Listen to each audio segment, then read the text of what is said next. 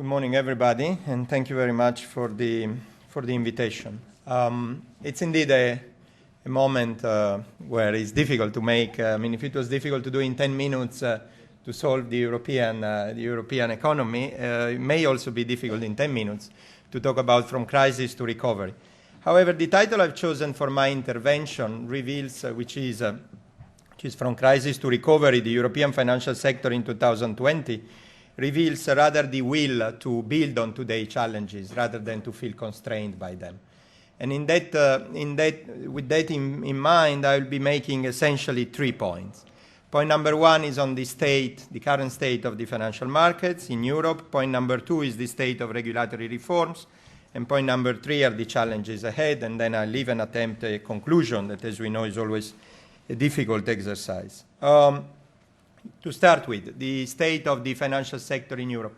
Your TheCityUK leaflet, the one that was distributed outside, shows very well one point, which is that Europe is about 7% of the world population, commands about one-fourth, so 25% of the world GDP, but many parts of its financial industry punch well above 50% of the respective category in the world. So that's to say that the financial industry of Europe is well above the European weight. That is thanks to the single market, and I was very happy to listen Mark Hoban making that point forcefully. National markets, even the largest one, are far too small to matter. What matters is the European market, and we have seen it in the banks. The banks have grown, the banks and all the other service provider sectors have grown European in a way. They are not too big compared to Europe. Some of them are very big compared to their own financial sector.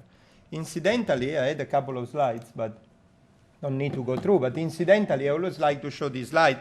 If a Martian was coming on Earth today and did not follow the papers, would have difficulty to understand why is Europe and the euro area in difficulties on the macro numbers. Because if you look at the macro numbers, actually, on deficit, we are doing pretty well compared to the rest of the world.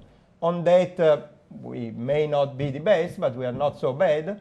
On unemployment, okay, is bad, but is still not outrageously bad. And on growth, we are okay. So it's difficult to understand why. I mean, we know why, and it was gently hinted by the world governance before, but it's clearly that we have strength to build in. The second point I want to make is that not only we have a financial markets which is very integrated and which punches well above its weight, but also in the last 30 months, more or less, 2.5 years, Europe has made quite an impressive reform program. Europe is, since last Wednesday, the first jurisdiction in the world to have tabled all rules for the implementation of the G20 repair program. You may have seen on the papers that last Wednesday we tabled this very last one, the proposal for a framework for crisis prevention and management of banks. That was the very last G20 inspired proposal. That bank resolution directive, as Douglas mentioned a moment ago, is really crucial because it's a piece of legislation that allows for bank prevention of crisis, that allows for competent authorities early intervention with significant powers. If everything fails, it allows for the orderly resolution of banks without resorting time and again to the use of taxpayers' money. The Bank Resolution Directive objective is to pose the primacy of bail-in over bailout, that is, of private money over taxpayers' money. And it does so in a way that it balances national rights and prerogatives with European and cross-border cross-border character and impact of that. That is the reason why, if you look at the directive we have put out, you see a big role for the EBA. The EBA, which sits a few hundred yards from here, is the authority that we have, I would say, stepped up in all its characteristics from the previous Committee of European Banking Supervisor, just to make sure that it could really play this role of coordination, mediation, and so on and on across European banks. Actually, this is not, as I said, this is the last piece of the jigsaw that we made.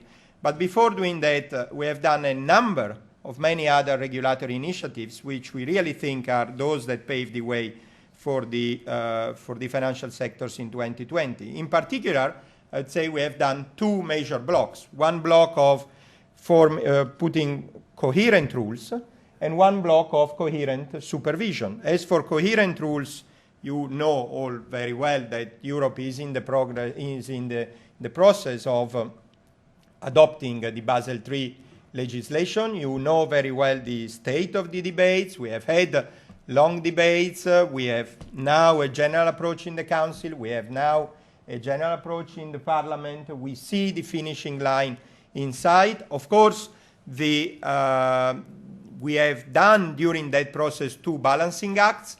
One that I call the balancing acts between the severity of rules to increase sector stability and the ability still for those rules not to impact on growth, so the usual balancing act between stability and growth. And the second balancing act that we have done is, of course, between the single rule book and the national discretions. We do know that excess of national discretion does hamper the single market. We also do know that lack of national discretion, of course, does not allow to cope with local and national problems. The same, we have done it with supervision.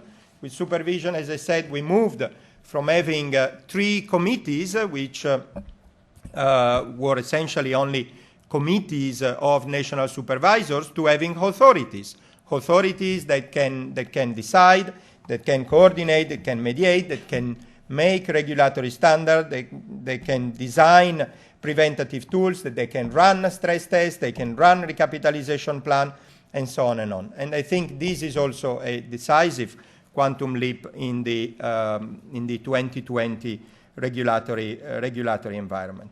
But the third point I want to address is that doing all of these, doing financial reform is necessary, is fundamental, but we have discovered it's not enough. We have discovered that we suspected it, of course, but it has become more and more evident last year that this is not enough.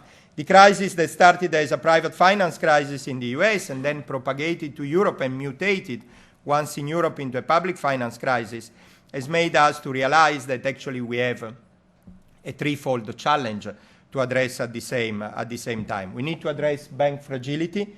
We need to be able to sever the link between bank fragility and sovereign fragility, and we need to be able to ensure growth. We have, as you know, a program which is aptly called the Europe 2020 for growth in the future. You cannot, I would say that if you look at any of the European policies, you can recognize this drive, you can recognize this intention. You can see it both, for example, in the multi-annual future budget proposals. You can recognize it in the Europe 2020, but probably the area where you recognize it more is the single market. The single market, which, as you know, turns 20 this year, has been by far the greatest growth and employment generation in Europe. And as I said, Mark Hoban make a forceful point in that direction, and we are absolutely convinced that it will remain so. To conclude, EU financial market in 2020 will be a very different place from what they have been now, and we really hope that Europe will be able to continue to exploit all the benefits from the financial market. We cannot afford to lose that, because that is really what has distinguished us and what has made us to punch above the weight. The last month, with the various measures that were taken, as several commentators have put forward, has led somehow to more nationalization, less integration, and so on and on. We think that this is not the trend to go, and I think we are very happy that today, it's good to see that today there is a general consensus that we need to develop rules and priorities to avoid that anything of that kind continues and to address those three challenges at the same time. Thank you very much.